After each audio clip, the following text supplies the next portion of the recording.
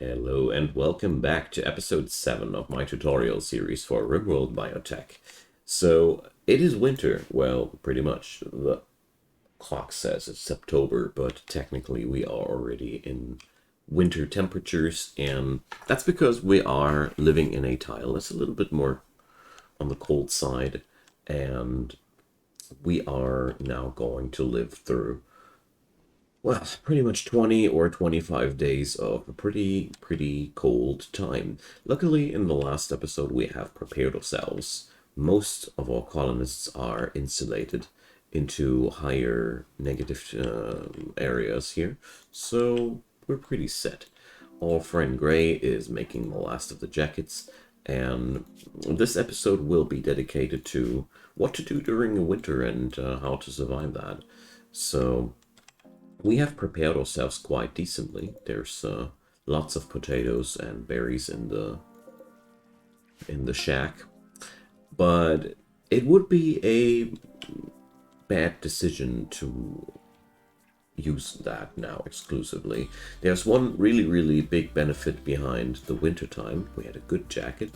That's the fact that food stays frozen. So we're going to go on a hunting bonanza now for the next couple of days, because that's basically the best thing that you can do during winter.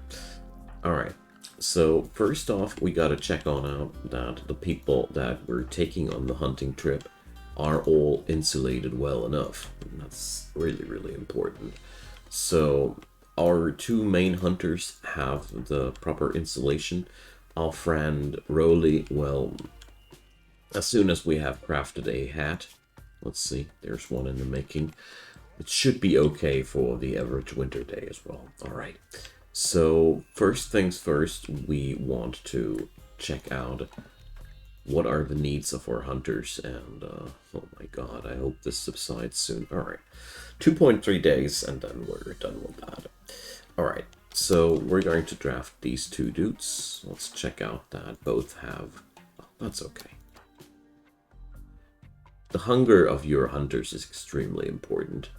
And let's scan the area. So I could kill the horses. Oh, look at that. There's a dead caribou. Let's hold that right away. It's always paying off to pay attention to your environment. I'm not going via the wildlife list now on purpose, because I want to check on out what's around my base. I really want to try what I can find there. And I think we don't need to hunt for today. We're just going to pick up the carcasses and process them. That's nice. But let's get the hunting schedule on for these two as well, because there's quite a lot of small game here that we're going to hunt now as well. So it's going to be our pastime sport during the winter now. It's small gains when you slaughter small animals, but at the same time it's paying off in the long run. Also, it should be a good moment now to swap over to a fuel stove in our colony. So, well, yeah, why not? Let's just continue and build a kitchen. Wintertime is really good for hoarding food, and well, in our situation, we're going to try to process as much as possible into pemmican. All right. So this little building here will be our kitchen to be. Let's see. Major break risk. Yeah, Unas is being pissed about life. So this is a situation to be really careful about. There's a grizzly bear around the corner, and this can easily backfire.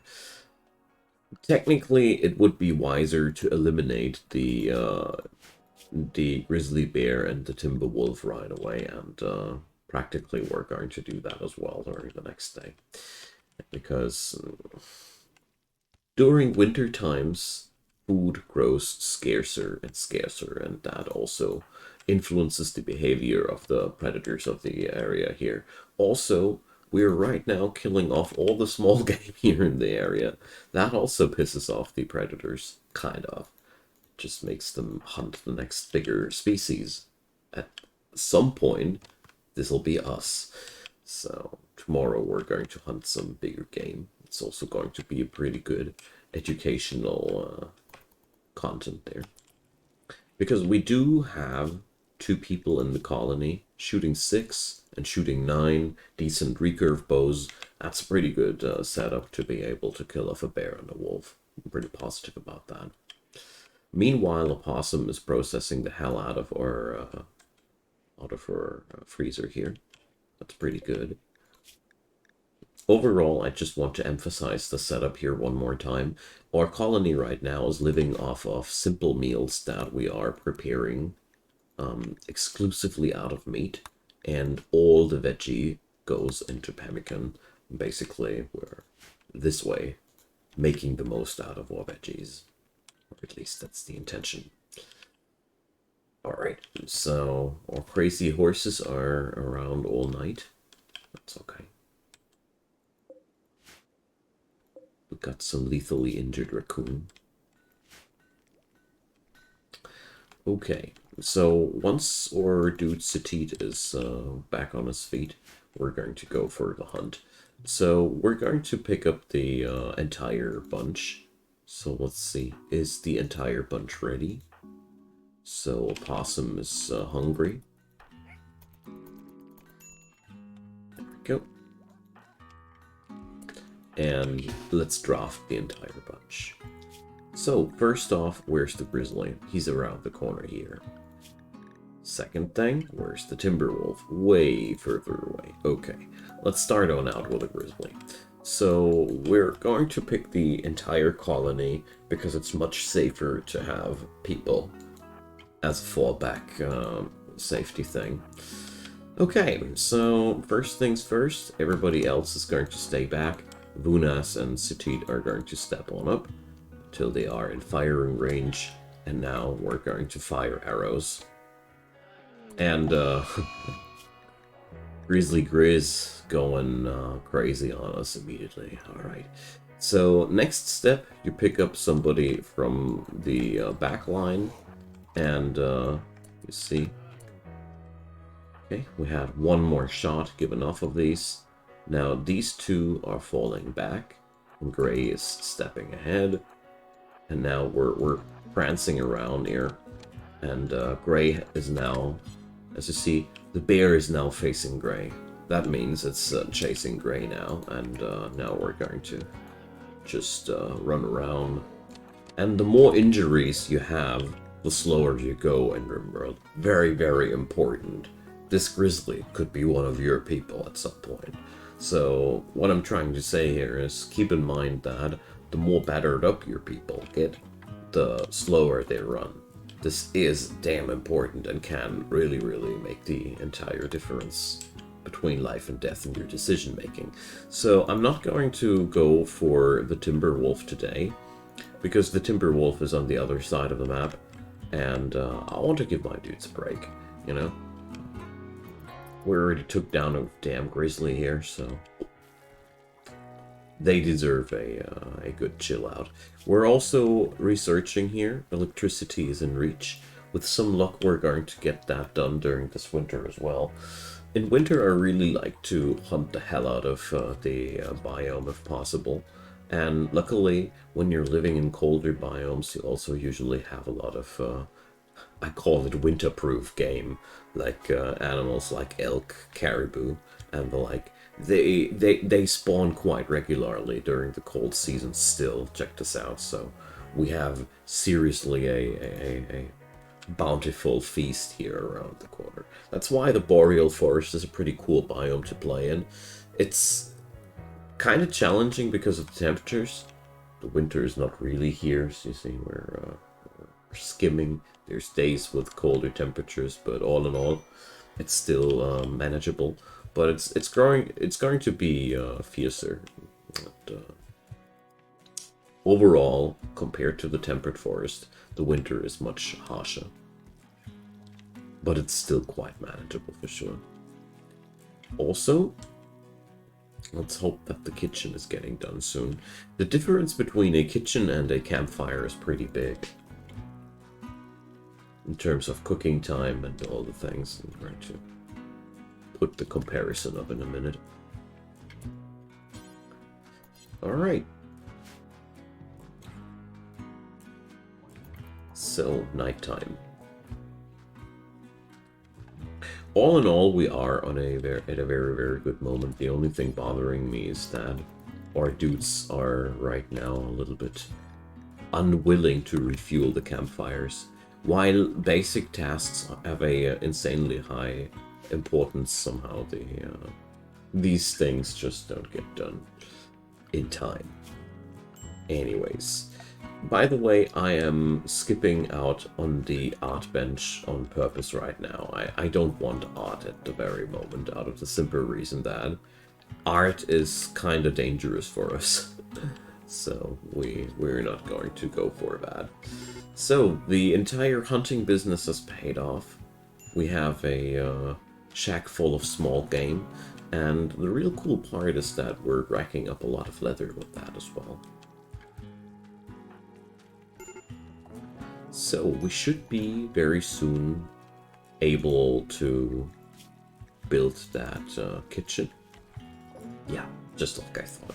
Vunas is now no longer busy with hunting, and I'm going to put her off the schedule with the hunting, and so she can get back to constructing.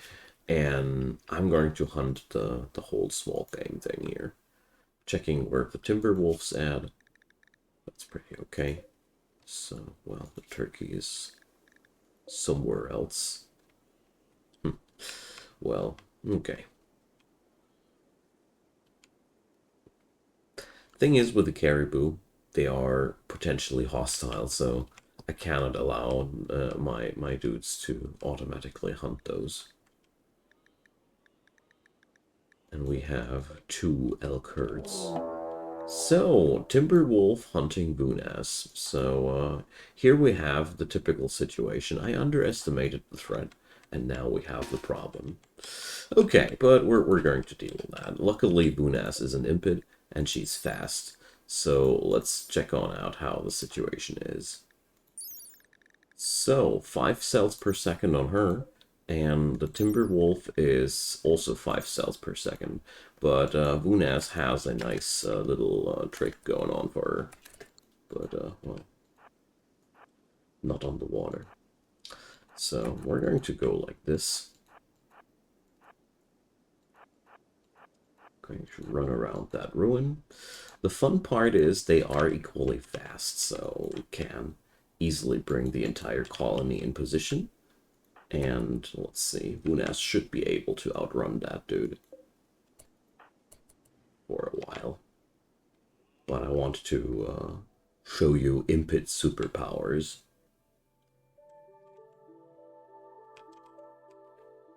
Yeah, but if that would have been anybody else, we would have had a problem.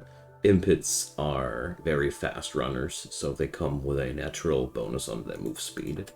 So let's do this. Whoop. And fire spit. And now, well, the dude's burning. That's what you get.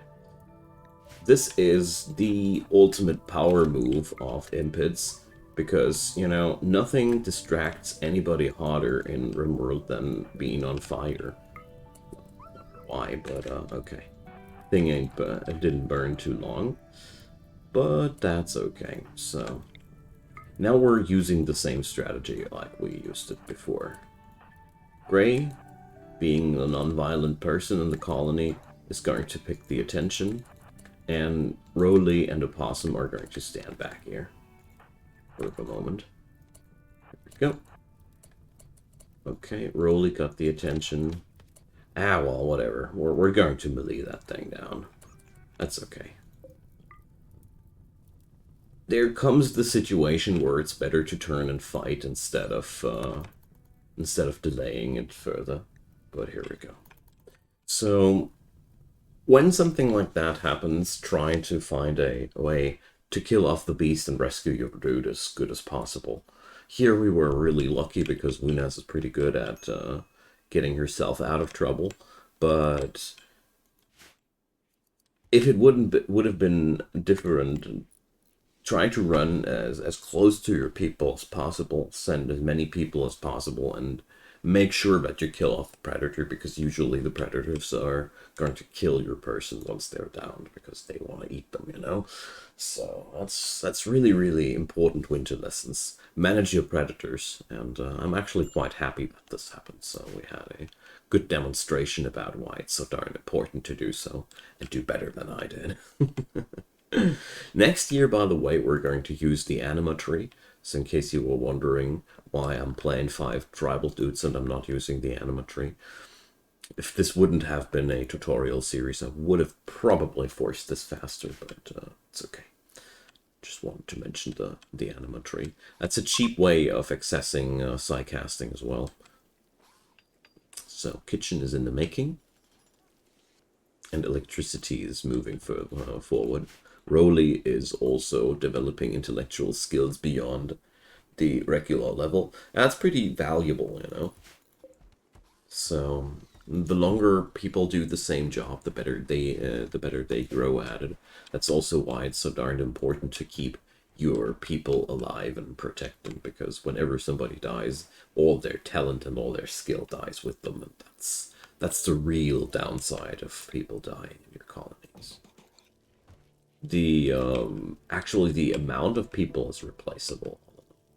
Okay, we got the stove, so let's hop on over to the campfire and copy pasta or builds, because we can copy them here as well, so there we go. And as you see there, our good friend the cook is preferring the stove immediately. So let's check this out, why this is happening. So the work speed factor is here because of the temperature a little bit better, but here we have 100% work speed factor, and the campfire comes with a natural 50%. So we're working double as fast here. So take that. This is a very, very big improvement. Also, we would be technically now able to cook fine meals and lavish meals and baby food and a lot of things, but we're not going to go for that kind of indulgence now, because we still have to work on our situation here. So I still have some hoods on the to-do list. And, well, this will come together, but the items we're crafting right now are rather crappy. We are using light leather on the majority or plain leather. Neither of these are particularly good leathers. There are wild differences, and as soon as I have a certain collection of leathers, we're going to talk about the real differences and the like. But basically, the gist of it is, certain leathers are darn good, and certain are not. Oh yeah, we have a bearskin hood here, so bearskin is pretty good at temperature insulation, so let's check this out. So a bearskin hood has 2 degree and 5 degree, and let's see, a light leather hood has 1.2 and 3 degree. So you see, there are really steep differences with the material. And because it's pretty deep and complex in its own regard, the easy rule of thumb is the more fancy the leather is looking like and seeming like, the more impactful it will be. You just have to check out if the leather is good versus cold or versus heat, or both of it. It's practically the biggest and the most important thing to check out if the material is good against which element, because there are biases. For example, the bear skin is pretty good against cold, which is nice for us, so hunting bears is good for us. Alright, so since all the predators are now gone except for the red fox, but you don't need to fear the red fox, we're going to set this up like that. So I'm going to hunt all the elk here, and I'm going to try and tame the stallion. So our dudes are going to be busy.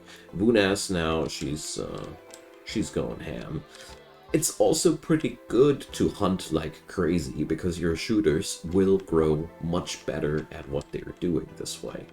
So it's really paying off like that. Alright, so we have our second horsey here. Nice. Horses are extremely valuable in the long run. They can provide a lot of food for your people. And we found the ancient mech. The ancient mech is what makes one of your dudes a mechanitor.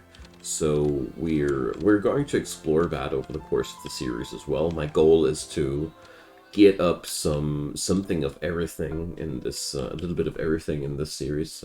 It's supposedly going to be quite a long series, but I hope you guys are in for the long haul and try to explore and explain as much as possible on the way there.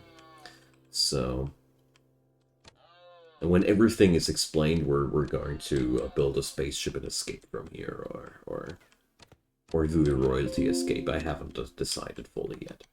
So, feel free to tell me in the comments which kind of ending you would prefer for this series. So royalty or even Arconexus. Well, I don't know if I'll be able to do this. So this is one weird occurrence, you know. It's almost dead, but it's bedtime. No, it's time to chill on out socially, but well, they do what they do. By the way, relaxing socially, that brings me, that reminds me. So I feel like it's really now time to set up a building. Yeah, let's go like this. Something this size here. And another thing that's going to be brought up during the winter time as well. We're going to trap up this place. So this is probably looking a little bit weird at the first glance, but you know, raiders, they don't come always through the front door. They love to go as sappers and dig through your walls, or come as drop pod raiders and land right inside your base. And all these things make it really, really, well, valuable to drop down traps like that. And you notice that I'm always going for corners because the enemy AI loves to go as close around corners as possible. That's one behavior that you can abuse this way. So yeah, that's a lot of traps. I'm well aware of that, but believe me when I say that this is really worth the effort. I've made very, very good experiences with that, and it's a very cheap way of keeping your turf a little bit safe. The only downside of this strategy that I've seen so far is that sometimes your people will spring a trap a little bit more often than usual because you just happen to have more traps in the vicinity. But, well, I always felt like the benefits outweighed the downsides by a lot, simply because with the kind of safety that provides is amazing. All right, so let's put this up like that. Some tiles inside there. So this is going to be one place for our colony to chill on out at and eat our meals at, recreate all these things. So let's set up a 2-on-2 table here. Put up some dining chairs. Well, where are they? They look unusual. Here they go. Ever since Ideology hit town, I keep having a hard time figuring out how the items are looking like. So we have here the game of Ur board. It's something we're going to install here. That's one social interaction thing. We're going to install another campfire here because that's basically our Neolithic heater. You know, this keeps the heat out during the winter. And as you see there, we're now at minus 13 degrees, so we're in the real side of the winter now. But at this point, it doesn't really matter anymore because we have achieved what we wanted to achieve. everything is stable now. Or people insulated decently enough that they can fight off the winter pretty okay. Gray, as I see here, is a little bit on the weak side, but it doesn't really matter. They don't freeze immediately. So as you see here, there's now a discrepancy between the temperature and Gray's clothing by 10 degrees, and at some point there will be a a meter starts scaling up. And, I'm surprised that we don't have any frostbite at this point, but well, basically what's going to happen is there's going to be a beginning of freezing symptoms, and then we just need to get ourselves into a warmer room, and then we're okay.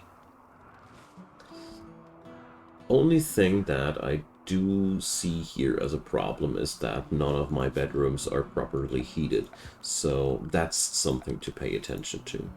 So we're going to put this up like that. 2 campfires here and vents. So we're going to put up vents in between these rooms. So this is actually a pretty important winter project, so let's mine out some steel for that. Temperature management is by all means extremely important, and I just realized that I was a little bit overambitious when I thought I was already done with everything. I'm not. This is extremely important. Right now, these rooms are okay, cozy-ish, because the torch lamps are also exuding some heat, but at the end of the day, better safe than sorry. There's sometimes you are super unlucky, and you get a... oh yeah, we have an engagement. You get a cold snap during winter, and a cold snap during winter means that you're really going to be having a bad time here. So another thing is I want to have some animal beds inside inside the let's put it up here inside the warehouse. And we're being raided by the Wishdo Kinroar. So this is a raid of 2 people, 2 Itakin, and well, honestly, we don't even need to bother reacting to that. The only thing we need to take care of is that everybody is inside the base. So Opossum is the last person awake, and here, well, you see, there's almost no chance whatsoever that this guy or these guys would make it in here alive. That's the power of these trap corridors, and they are darn cheap if you have a wood-rich biome. Like I say, it's amazing. Alright, so this will get done during the next couple of days. Royal Ascent. That's the quest to end the game via the royalty way. This is possible if your royal is reaching the rank of a count and you host the local highest dude of the empire for a while, and if you hosted them well enough, then you're going to get a spot on the royal spaceship and get shipped off of the planet. That's a reward, and that's an alternative to building the spaceship by your own. You're getting a ride from the boss. Already did that.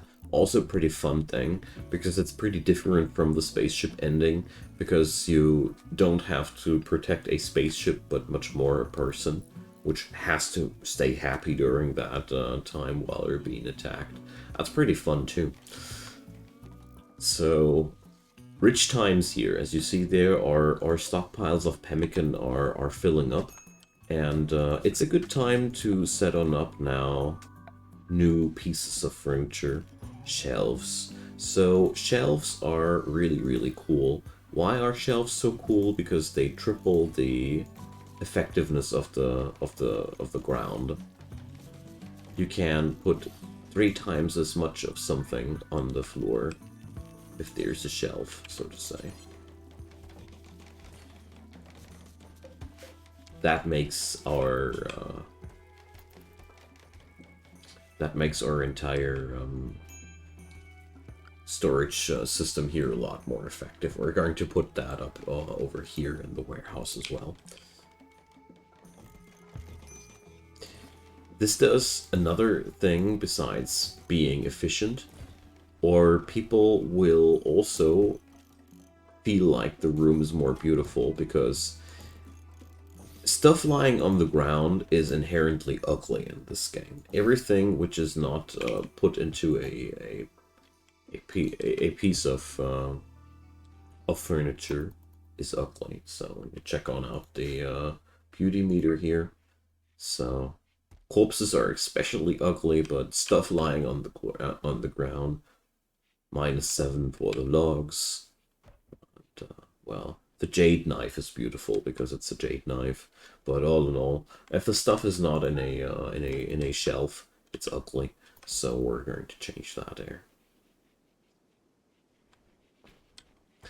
So all these projects keep our people a little bit more busy.